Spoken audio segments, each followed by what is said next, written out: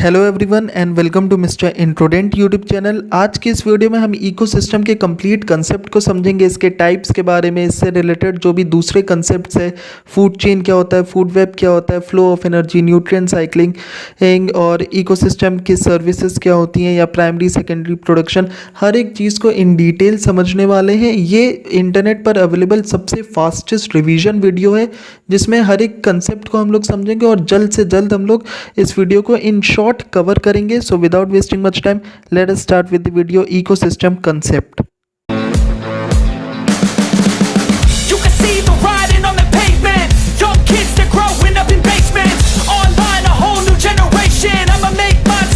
सबसे पहले हम बात करेंगे इकोसिस्टम की यानी पारिस्थितिकी तंत्र की। देखो ये क्या है, ये एक तरीके का इकोसिस्टम, सिस्टम का मतलब ही क्या हो रहा है, ये एक तरीके का आपकी एक नेटवर्क है या एक ऐसी फील्ड है जहाँ पर आपके जो नेचर के नॉन लिविंग और लिविंग एलिमेंट्स है वो दोनों आपस में इंटरैक्ट करते हैं, आपस में एनर्जी मैटर इन सब की शेयरिंग करते हैं और साथ में मिल करके लाइफ को पॉसिबल बनाते हैं हमारे आसपास। छोटे से छोटा इकोसिस्टम, एक पॉन्ड में भी एक इकोसिस्टम बन सकता है जहाँ पर लाइफ पॉसिबल होती है। बड़े से बड़ा आप फॉरेस्ट को भी as an example of ecosystem ले सकते हो। बहुत सारी चीज़ें होती हैं इकोसिस्टम में, आपकी न्यूट्रिएंट साइकिल्स होती हैं, आपकी एनर्जी फ्लोज होती हैं और जिनको हम लोग इन डिटेल आगे डिस्कस करेंगे। एजी डांसले ने सबसे पहले इकोसिस्टम टर्म को कॉइन करा था। इन्होंने डिफाइन भी करा है a self regulating group of biotic communities of species interacting with another and with their non living environment. यानी जो कुछ बायोटिक कम्युनिटीज़ हैं या जो लिविंग एलिमेंट्स है वो दूसरे लिविंग एलिमेंट्स के साथ, दूसरे लिविंग ऑर्गेनिजम्स के साथ इंटरैक्ट करती है या फिर अपने इन्वायरमेंट में मौजूद जो अदर नॉन लिविंग एलिमेंट्स है उनके साथ इंटरैक्ट करती है और उनके साथ में एनर्जी और मैटर की शेयरिंग करती है और ये आपस में मिलकर क्या बनाते हैं, एक सिस्टम बनाते हैं जिसे हम लोग इकोसिस्टम कहते हैं। नेक्स्ट चीज़ देखो, इकोसिस्टम ओपन भी हो सकता है, आइसोलेटेड भी हो सकता है। ओपन जो आपका बाहर से मैटर और एनर्जी को एक्सचेंज करता है, आइसोलेटेड जहाँ बाहर का कोई भी कनेक्शन नहीं होता है। देखो हमने पहले ही डिस्कस किया था कि जो आपका इकोसिस्टम है उसके दो मेजर कंपोनेंट्स है, बायोटिक एंड एबायोटिक। बायोटिक जिसमें ऑलरेडी लाइफ है यानी लिविंग ऑर्गेनिजम्स की बात हो रही है, प्लांट्स एंड एनिमल्स।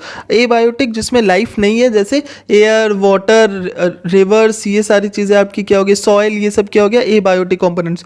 दोनों ही लाइफ को पॉसिबल बनाने के लिए बहुत ज़्यादा इंपॉर्टेंट है। यहाँ पर इस फिगर से हम देख सकते हैं ये जो पार्ट है ये हमारा बायोटिक कॉम्पोनेंट है और ये जो पार्ट है ये हमारा एबायोटिक कंपोनेंट है। ये दोनों आपस में मिलकर के क्या बनाते हैं, हमारा इकोसिस्टम को तैयार करते हैं। इकोसिस्टम जो है यहाँ प्रोड्यूसर, सबसे पहले सोलर एनर्जी जो है ये मेन सोर्स ऑफ एनर्जी है, यहाँ से प्रोड्यूसर्स में आती है, प्रोड्यूसर से कंज्यूमर में जाती है, कंज्यूमर से डीकम्पोजर में, डीकम्पोजर से ये बाद में केमिकल्स में या जो ये बायोटिक जो कंपोनेंट्स है उसमें ये ट्रांसफॉर्म हो जाती है। हर स्टेज पे कुछ ना कुछ हीट का लॉस होता है या फिर कुछ ना कुछ एनर्जी का ट्रांसफॉर्मेशन होता है। ये ओवरऑल एक इकोसिस्टम की साइकिल रहती है। हर एक इकोसिस्टम इसी तरीके से काम करता है जहाँ पर एनर्जी का एक्सचेंज अलग अलग आप कह सकते हो लेवल्स पर होता रहता है।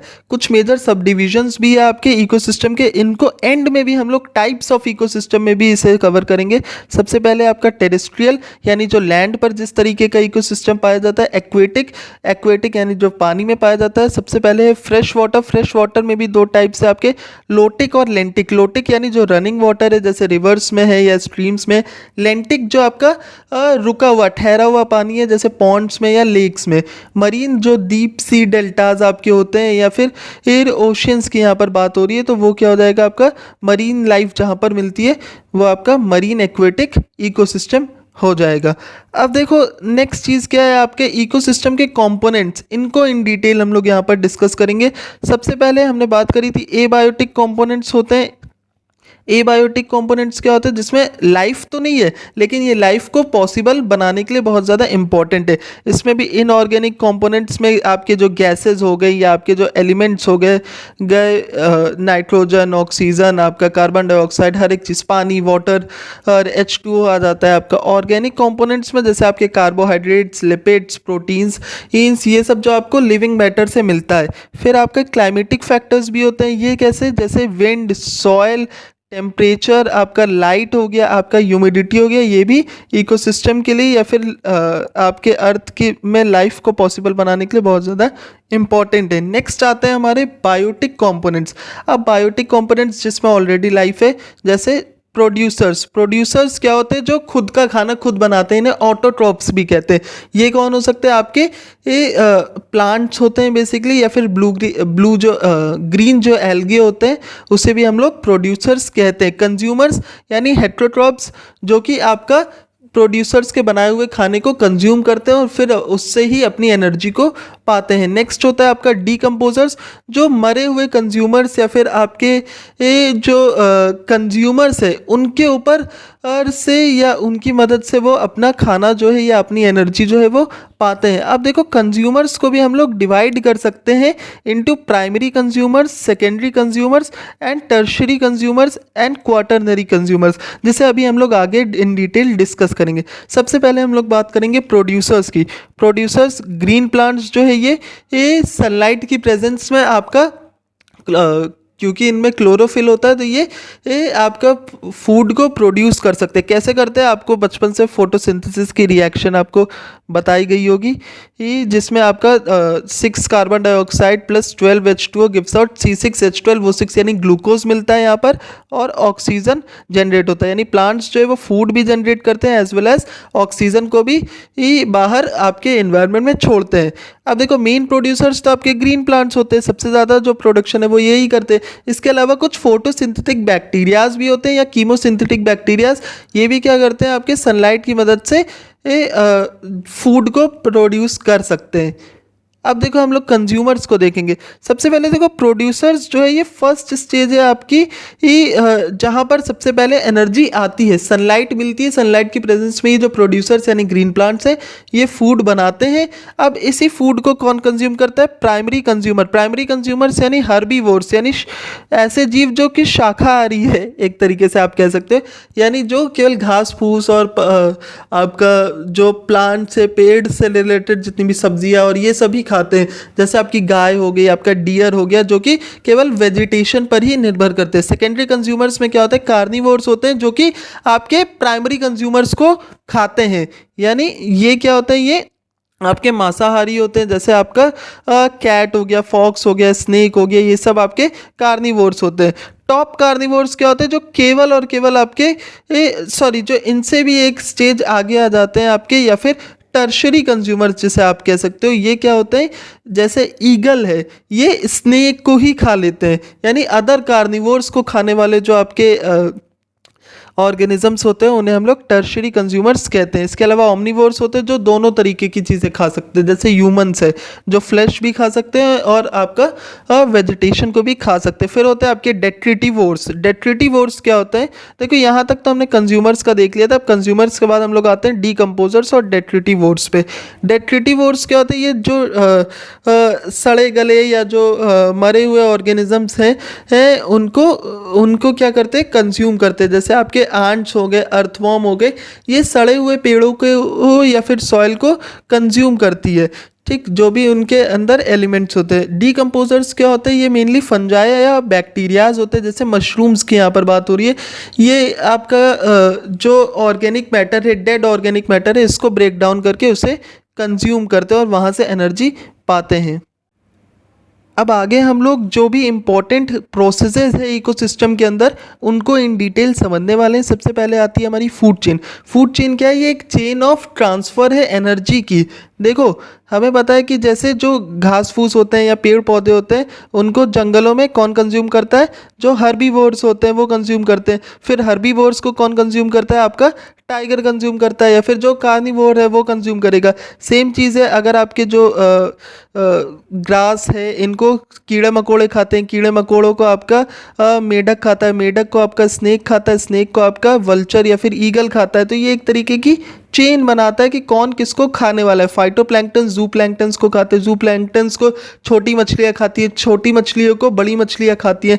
तो इस तरीके से अलग अलग टाइप में, जैसे यहाँ पर ग्रासलैंड का भी हमने एग्जाम्पल देखा था कि इसमें प्राइमरी प्रोड्यूसर क्या है? ग्रास है, फिर उसको कीड़े मकोड़े खा रहे तो प्राइमरी कंज्यूमर हो गया, फिर उसे मेढक खा रहा है सेकेंडरी कंज्यूमर, टर्शरी कंज्यूमर उसे स्नेक खा रहा है, फिर जो आपके टॉप प्रीडेटर्स होते हैं यानी जो ईगल है वो आपके स्नेक को खा रहा है। तो इस तरीके की एक चेन हमेशा आप देखोगे कि कौन किसको कंज्यूम कर रहा है, ये नेचर में अवेलेबल होता है। फिर हमेशा एक चेन के फॉर्म में ही आपका जो न्यूट्रिशन है या फिर आपका जो कौन किसको कंज्यूम करने वाला है वो चले, ऐसा ज़रूरी नहीं है। तो ओवरऑल क्योंकि हमारा जो इकोसिस्टम है वो बहुत ही कॉम्प्लेक्स सिस्टम होता है, तो वहाँ पर क्या एग्जिस्ट करता है आपका फूड वेब, यानी कोई किसी और को खा रहा है, कोई किसी, देखोगे आप इसको एक वेब लाइक स्ट्रक्चर है कि जो पाइथन है उसको आपका ईगल भी खा रहा है, ईगल जो है वो आपकी छोटी चिड़िया को भी खा रहा है, या छोटी चिड़िया को आपका वुल्फ भी खा रहा है। तो आपस में सब इंटर रिलेटेड है।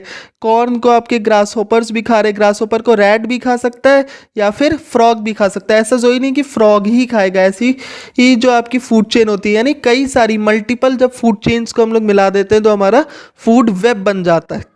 नेक्स्ट चीज़ क्या है हमारी इकोलॉजिकल पिरामिड्स। इकोलॉजिकल पिरामिड्स या ट्रॉफिक लेवल्स को हम लोग समझेंगे। दो तरीके के ट्रॉफिक लेवल्स होते हैं। ट्रॉफिक लेवल्स का मतलब है कि किस लेवल्स में, अलग अलग लेवल्स में एनर्जी का ट्रांसफ़र हो रहा है। सबसे पहले होता है आपका पिरामिड ऑफ नंबर्स, यानी कौन किस इकोसिस्टम में कितनी ज़्यादा संख्या में। ग्रासलैंड इकोसिस्टम की बात करें तो सबसे ज़्यादा क्या होता है, घास होती है, ग्रास होती है, तो सबसे ज़्यादा यहाँ पर ग्रास को दिखाया। फिर उसको कंज्यूम करने वाले इंसेक्ट्स होते हैं, फिर उनको कंज्यूम करने वाले फ्रॉग्स होते हैं, फिर सबसे कम हॉक्स होते हैं, लेकिन ये सबसे टॉप के कंज्यूमर्स होते हैं या फिर प्रेडेटर्स जिन्हें कहते हैं। सेम चीज़ अगर फॉरेस्ट में बात करें तो सबसे ज़्यादा पेड़ होते हैं, फिर उन पे रहने वाली चिड़ियाएँ होती है, उनको कंज्यूम कौन करता है, स्नेक कंज्यूम करता है, फिर उसको कंज्यूम कौन करता है, लॉयन। लॉयन एक ही होता है, एक या दो होते हैं किसी जंगल में।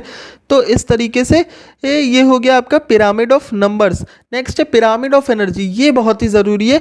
इससे क्या पता चलता है कि जो एनर्जी है वो किस तरीके से प्रोड्यूसर से आगे बढ़ती रहती है। प्रोड्यूसर्स यानी जो हमारे ग्रीन प्लांट्स है, ये जो एनर्जी को प्रोड्यूस करते हैं वो 100% होती है। मान लेते हैं 1000 यूनिट या 1000 किलो कैलोरी इन्होंने प्रोड्यूस किया।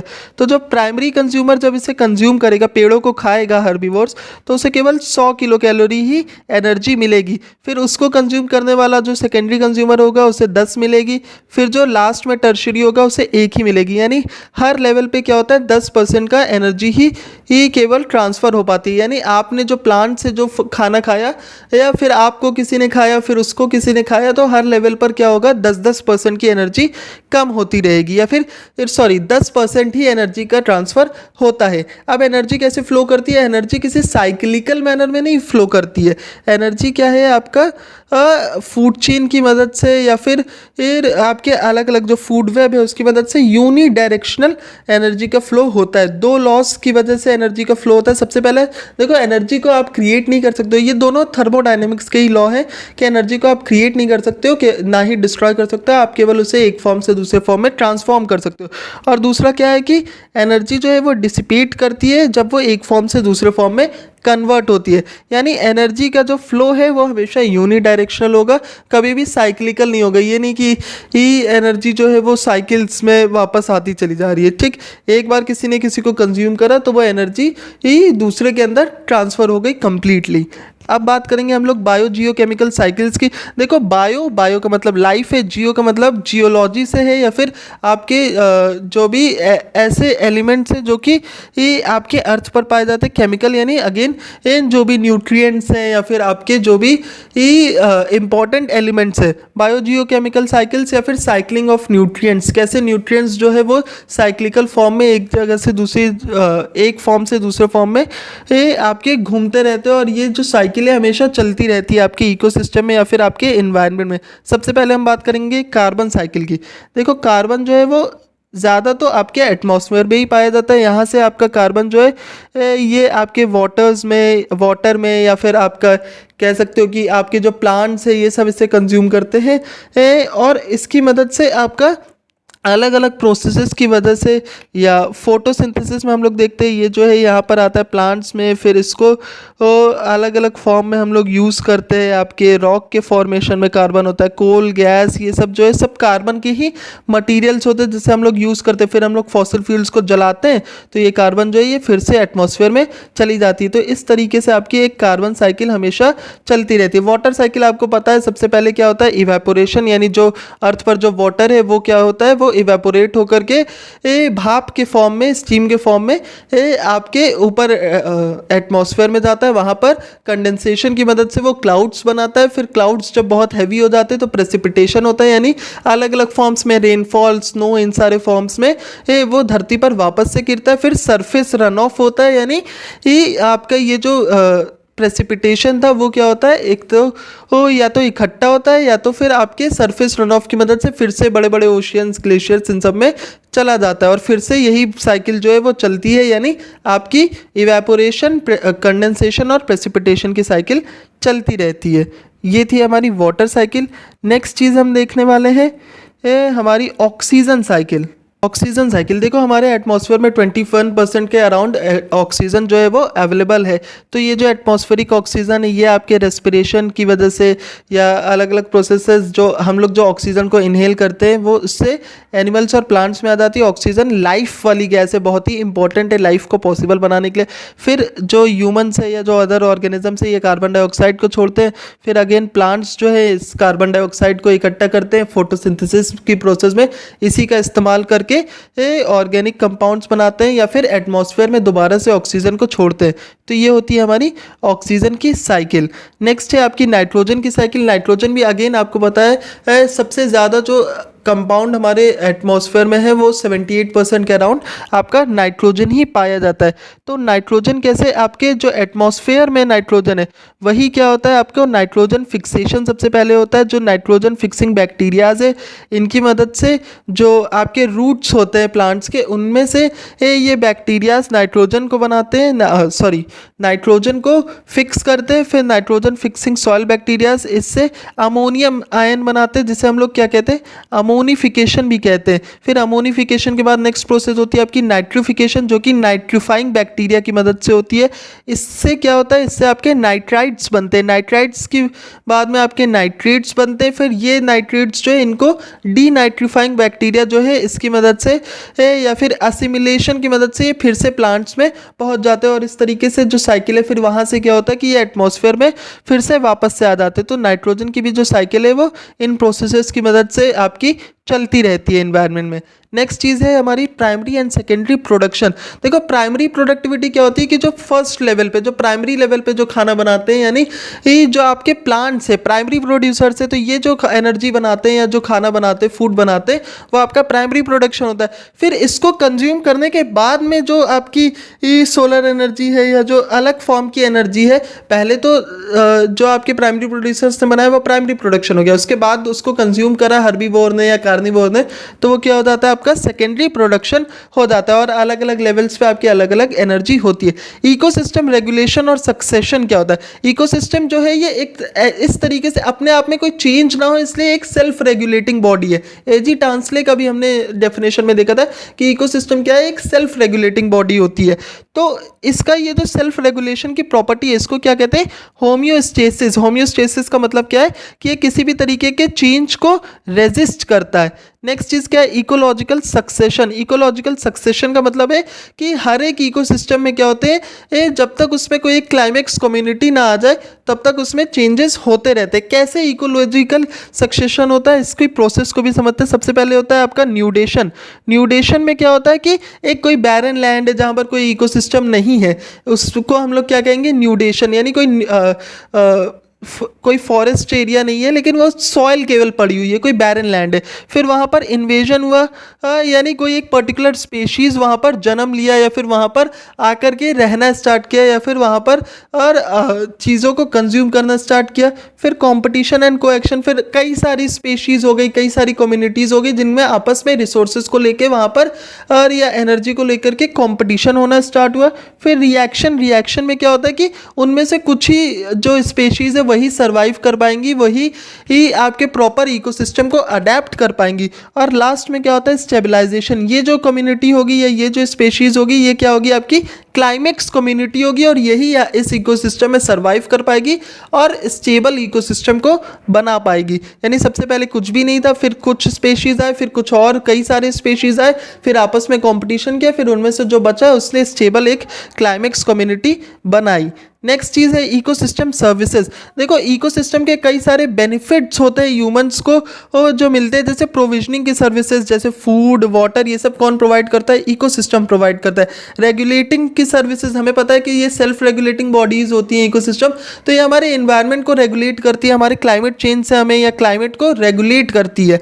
कल्चरल सर्विसेज हमें नॉन मटीरियल बेनिफिट्स जैसे आपका रिक्रिएशन, एस्थेटिक एन्जॉयमेंट, आपको पेड़ पौधे देख करके आपको खुशी मिलती है, अच्छा शांत वातावरण, रात को ठंडी हवाएं चलती है तो आपको मज़ा आता है, तो ये सारी चीज़ें आपको मिलती है। फिर सपोर्टिंग सर्विसेज जैसे आपकी न्यूट्रिएंट साइक्लिंग या सॉइल फॉर्मेशन, इन सबको भी सपोर्ट करता है आपका इकोसिस्टम। नेक्स्ट चीज़ हम लोग एंड में देखेंगे टाइप्स ऑफ इकोसिस्टम। देखो स्टार्ट में भी हमने देखा था दो मेजर टाइप्स होते हैं, टेरेस्ट्रियल एक्वेटिक और मैन इंजीनियर्ड, या फिर जो मैन जो खुद से आर्टिफिशियल टाइप ऑफ इकोसिस्टम बनाता है। देखो टेरेस्ट्रियल में हम देखेंगे फॉरेस्ट इकोसिस्टम, ग्रासलैंड और डेजर्ट इकोसिस्टम। फिर इसमें हम लोग देखेंगे फ्रेश वाटर, एस्चुअरी और मरीन इकोसिस्टम, और भी कई सारे। आप अपने हिसाब से भी, आप टेरेस्ट्रियल यानी जो लैंड पे पाए जाने वाले इकोसिस्टम है, तो बहुत तरीके के आप इकोसिस्टम्स को भी बना सकते हो। एक्वेटिक में भी आपका फ्रेश वाटर, एस्चुअरी और मरीन होता है। देखो फॉरेस्ट में क्या होता है कि आपके कई सारे आपके पेड़ होते हैं। आपने टाइप्स ऑफ वेजिटेशन में पढ़ा होगा कि आपके टेम्परेट फॉरेस्ट होते हैं, रेन फॉरेस्ट होते हैं, ट्रॉपिकल फॉरेस्ट होते हैं। तो ये क्या होते हैं, जहाँ पर बहुत सारे पेड़ पौधे हैं और इससे ही आपकी लाइफ चल रही है, बहुत सारे जानवर उन पे डिपेंड है, तो ये एक तरीके का टेरेस्ट्रियल इकोसिस्टम होता है। फिर ग्रासलैंड्स जैसे आपके सवाना, स्टेपीज हो गई, आपके अलग अलग टाइप के फॉर्म के जो ग्रासलैंड्स पाए जाते हैं अलग अलग देशों में, स्टेपीज, सवानास, प्रेरीज, ये सारे आपके grassland and form of ecosystem हो गए। इसमें ज़्यादातर ग्रासेज होती है और कुछ छोटे मोटे पेड़ होते हैं। फिर डेजर्ट दो टाइप के होते हैं आपके, कोल्ड डेजर्ट भी हो सकता है, ड्राई डेजर्ट भी हो सकता है। इसमें क्या होता है कि प्रेसिपिटेशन बहुत ही कम होता है, बहुत ही कम वेजिटेशन होता है।